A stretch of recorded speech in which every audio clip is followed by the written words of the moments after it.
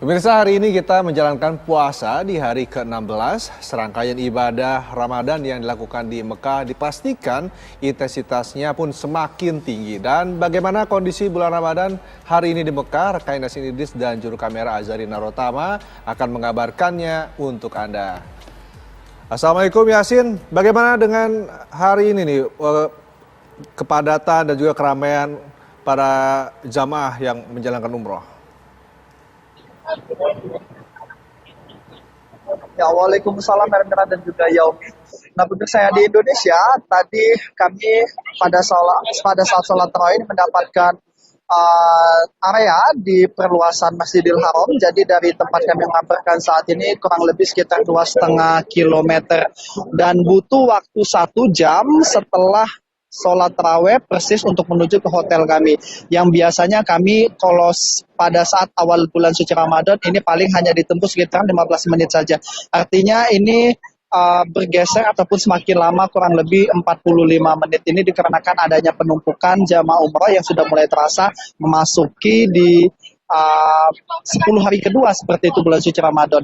Nah, ini akan diprediksi akan terus mengalami peningkatan sampai dengan nanti di 10 hari terakhir yang menjadi puncak dari ibadah umrah di bulan suci Ramadan ini.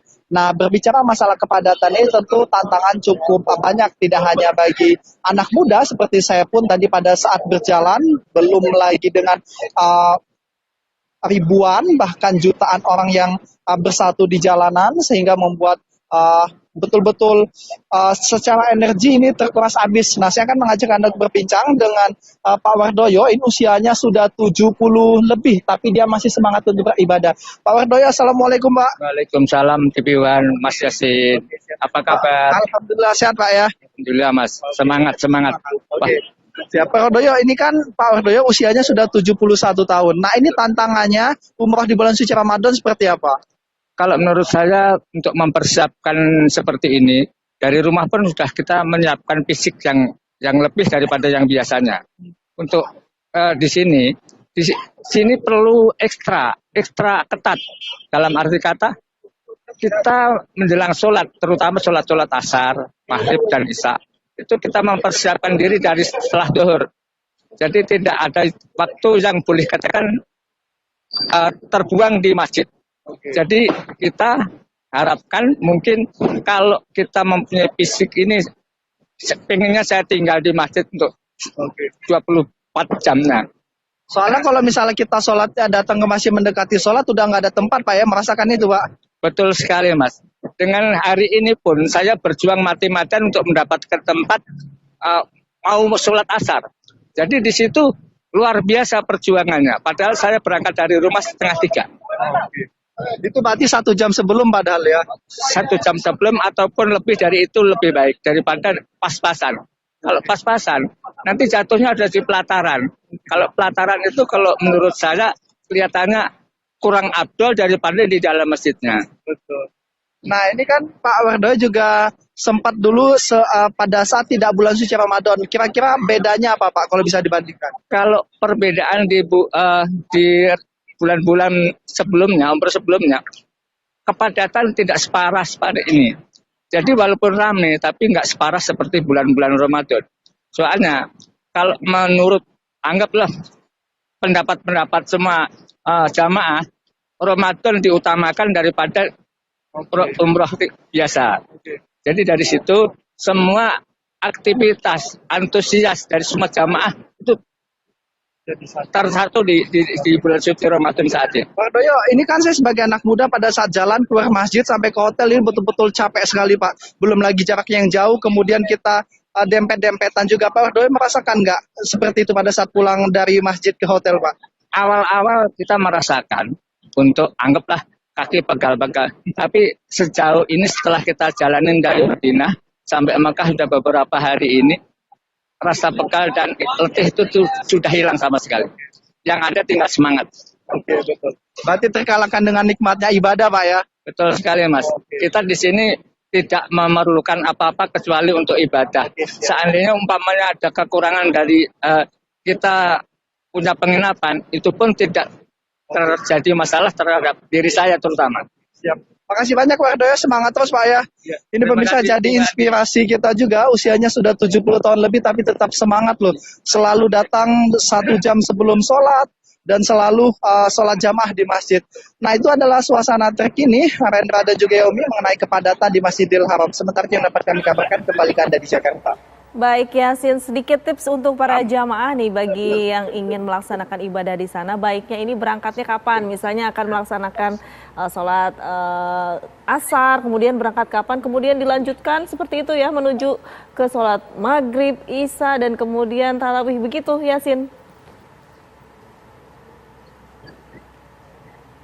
Ya betul sekali Yomi. Jadi memang kalau saya amati pola dari jemaah yang ada di sini, biasanya mereka ini yang paling dominan itu adalah menjalankan ibadah sholat asar disambung dengan sholat maghrib sampai dengan sholat tarawih seperti itu. Dan mereka tidak pulang. Dan biasanya untuk sholat subuh mereka lanjutkan sampai dengan sholat duha, nanti mereka istirahat tidur dulu, nanti sholat zuhur, kemudian setelah sholat zuhur biasanya mereka ini balik lagi untuk melakukan tidur siang, barulah nanti sekitar pukul 2 ini semua jalanan sudah mulai ramai lagi, sebab pukul 2 itu semua orang sudah mulai berebut untuk persiapan nanti sholat asar. Kami apabila misalnya mendekati sekitar setengah jam itu wassalam, nggak akan dapat lagi tempat di dalam masjid, paling-paling hanya dapat di pelataran, dan kebanyakan juga dari mereka itu dapatnya di depan toko-toko seperti itu. Jadi perjuangannya sangat kuat, tapi ya tetap dinikmati dan yang namanya kita juga buat ibadah seperti itu. Jadi tetap nikmat, apalagi di tanah suci seperti itu. Begitu ya Umi.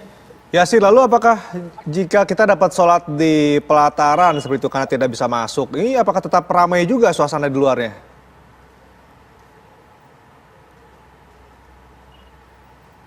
Ya Rendra, sangat ramai sekali. Jadi kalau dengan kuota Masjidil Haram 2,5 juta, itu mungkin sekitar hampir 1 juta lebihnya itu berada di pelataran. Dikarenakan pelataran ini tidak hanya di bagian yang sudah menyatu dengan Masjidil Haram saja, maupun itu termasuk yang saat ini area yang sudah dilakukan perluasan. Tapi termasuk juga jalan-jalan raya, kemudian di depan pertokoan, itu saat ini sudah dijadikan alat tempat sholat semua. Bahkan sekitar setengah kilometer dari titik saya mengabarkan saat ini, di depan hotel, di depan toko pada saat sholat taraweh, ini semuanya sudah terbentang sajadah semua. Jadi mungkin mereka yang menginap di hotel yang setengah kilometer dari sini, pada saat keluar hotel ya sudah mereka tinggal membentangkan sajadah, sudah langsung bisa sholat seperti itu saking banyaknya.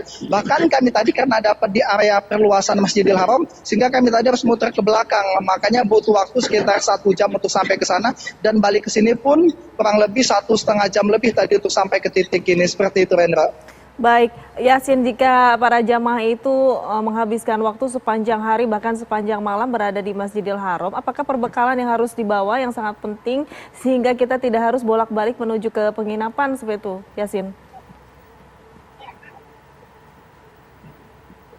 Nah, iya, jadi ternyata memang jamaah di sini itu sudah berpengalaman, jadi mereka menularkan pengalaman itu. Nah, biasanya mereka ini box makan sudah disiapkan, nanti catering dari hotel mengisi box makan tersebut sehingga mereka bawa ke Masjidil Haram. Tapi ternyata peraturan yang ada di Masjidil Haram ini pada saat kita berada di dalam itu tidak boleh makan makanan berat seperti contohnya nasi seperti itu, hanya diperbolehkan seperti makan roti saja. Nah, untuk makan nasi ini bagi jamaah nanti mereka sempat keluar dulu, kemudian tempat mereka dititipkan kepada jemaah yang ada di sampingnya. Ini adalah strategi mereka. Sementara apabila kita makan makanan berat seperti nasi, itu diharuskan keluar dari masjid dulu dan bisa makan di area pelataran. Dan uniknya Yaumi, ternyata di Masjidil Haram itu juga ada semacam kenakalan-kenakalan. Jadi banyak juga jemaah yang dari luar negeri maupun pokoknya adalah dari beberapa negara yang mereka ini menjual staffnya mereka. Jadi mereka biasanya meletakkan satu sajadah lagi di samping mereka yang sebetulnya itu tidak ada orangnya, tapi di saat nanti kita sudah kepepet, sudah waktunya iqomah, itu mereka jual. Jadi pada saat kita lewat, Pak ini kosong, mereka menandakan dengan meminta uang seperti itu. Ternyata kenakalan-kenakalan ini banyak juga ditemui di sini Yaumi. Baik, terima kasih Yasin Idris mengabarkan langsung dari Masjidil Haram di Mekah, Arab Saudi. Selamat bertugas kembali dan jaga kesehatan Anda.